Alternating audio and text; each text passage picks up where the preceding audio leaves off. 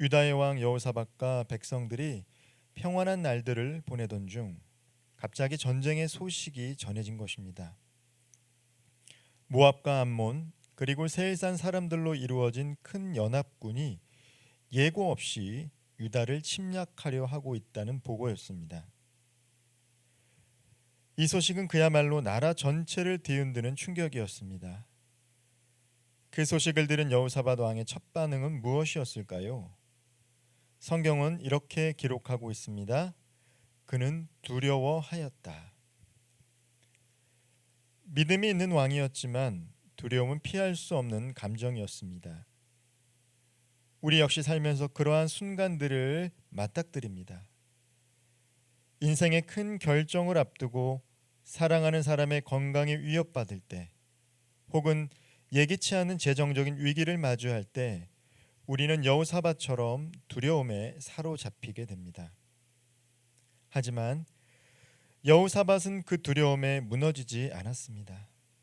그는 두려움이라는 감정을 느꼈지만 거기에 머물지 않았던 것입니다.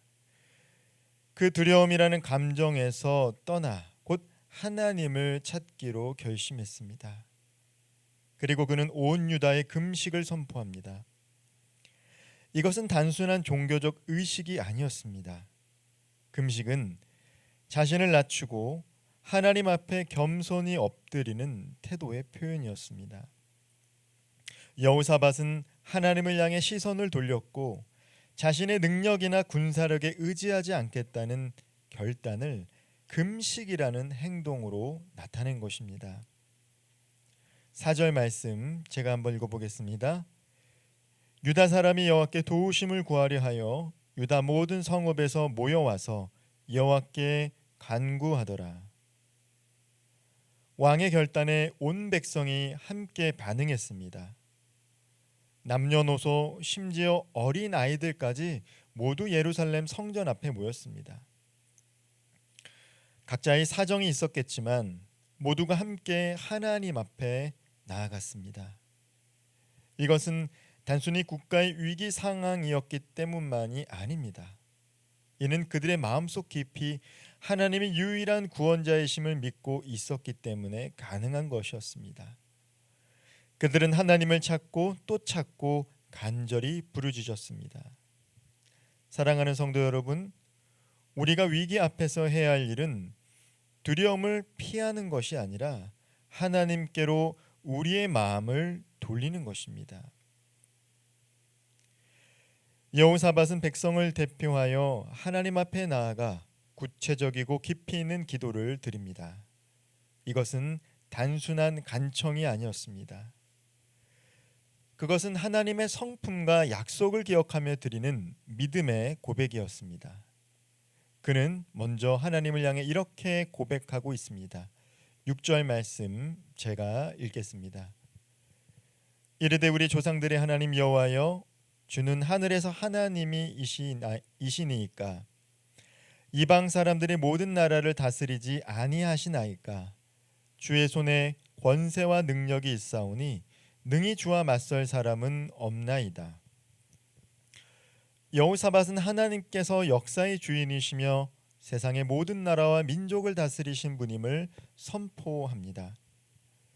이 기도는 막연한 감정에서 나오는 것이 아니라 하나님이 어떤 분인지를 분명히 아는 믿음에서 나오는 고백인 것입니다.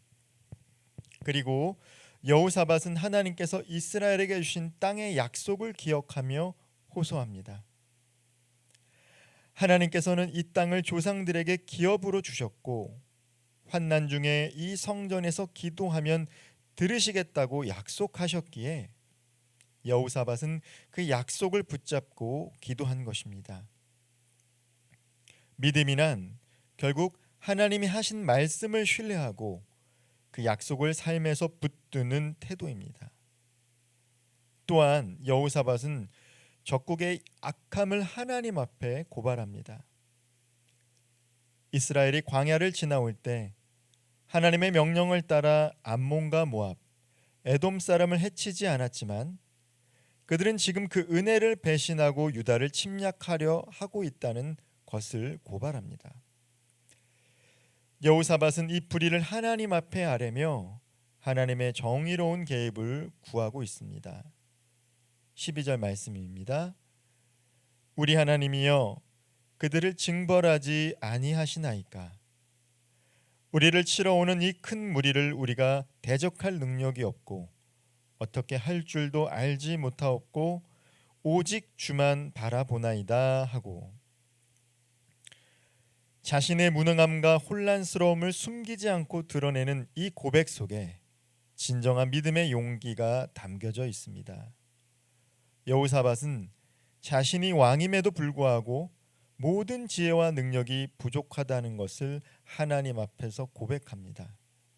그리고 그 모든 상황 속에서 오직 하나님만을 바라보겠다라고 결단하며 기도하고 있습니다. 사랑하는 성도 여러분, 우리가 두려움을 이길 수 있는 유일한 길은 문제의 크기가 아니라 우리의 시선이 하나님께 고정되는 데 있다는 사실을 꼭 기억하시기를 바랍니다. 백성이 함께 하나님 앞에 나아가 기도하며 기다릴 때 하나님께서는 그들의 간구를 결코 외면하지 않으셨습니다. 놀랍게도 그 응답은 제사장도 선지자도 아닌 한 레위인인 야하시엘을 통해 전해졌습니다. 야하시엘은 찬양대 아삽 자손 중 한 사람이었는데 하나님의 말씀을 이렇게 전합니다. 15절 말씀입니다.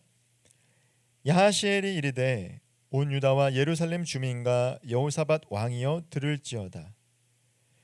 여호와께서 이같이 너희에게 말씀하시기를 너희는 이 큰 무리로 말미암아 두려워하거나 놀라지 말라. 이 전쟁은 너희에게 속한 것이 아니요 하나님께 속한 것이니라. 이 전쟁이 하나님께 속했다는 말은 인간의 힘이나 전략이 아니라 하나님의 뜻과 계획 안에서 이 전쟁이 해결된다는 뜻입니다. 하나님은 이스라엘 백성들에게 싸울 필요가 없다라고 말씀하고 있는 것이죠. 대신 그들을 향해 이렇게 명령하십니다. 17절 말씀입니다. 이 전쟁에는 너희가 싸울 것이 없나니 대열을 이루고 서서 너희와 함께 한 여호와가 구원하는 것을 보라.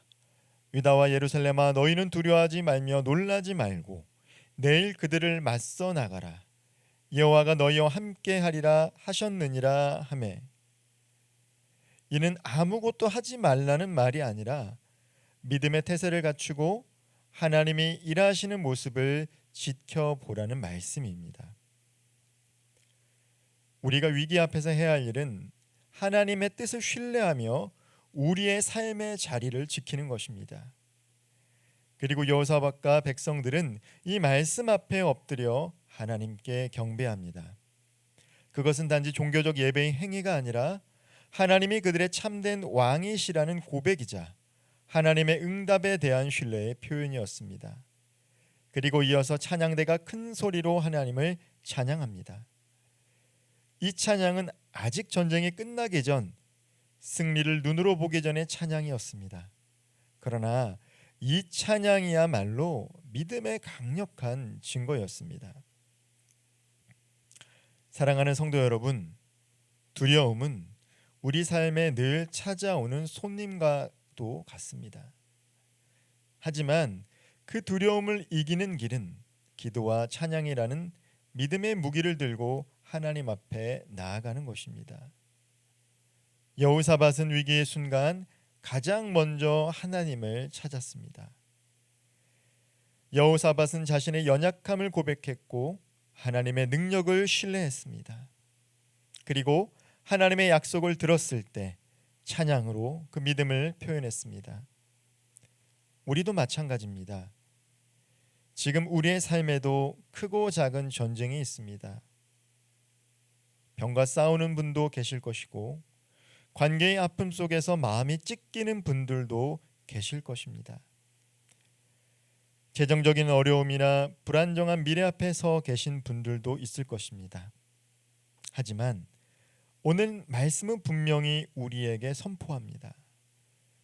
이 전쟁은 너희에게 속한 것이 아니요 하나님께 속한 것이니라. 이 약속의 말씀을 신뢰하시며 오늘 하루 성도님들의 입술에서 흘러나오는 작은 찬양이 성도님들의 마음 자리 잡은 큰 두려움을 몰아내는 능력이 되기를 주님의 이름으로 축원드립니다. 하나님께서 오늘도 성도님들과 함께 싸우실 것입니다. 기도하겠습니다. 사랑의 하나님, 삶의 여러 두려움 속에서도 주님만 바라보게 하시니 참으로 감사합니다. 우리의 힘으로는 감당할 수 없는 상황 앞에서도 여호사밧처럼 기도하며 주님의 도우심을 구하게 하옵소서. 주께서 말씀하신 것처럼 전쟁은 우리에게 속한 것이 아니라 하나님께 속한 줄 믿습니다. 이제 우리의 마음에 찬양을 가득 채워 승리를 믿음으로 선포하게 하시고 주님의 능력과 임재 안에서 평안과 담대함을 누리게 하여 주옵소서. 예수님의 이름으로 기도하옵나이다. 아멘.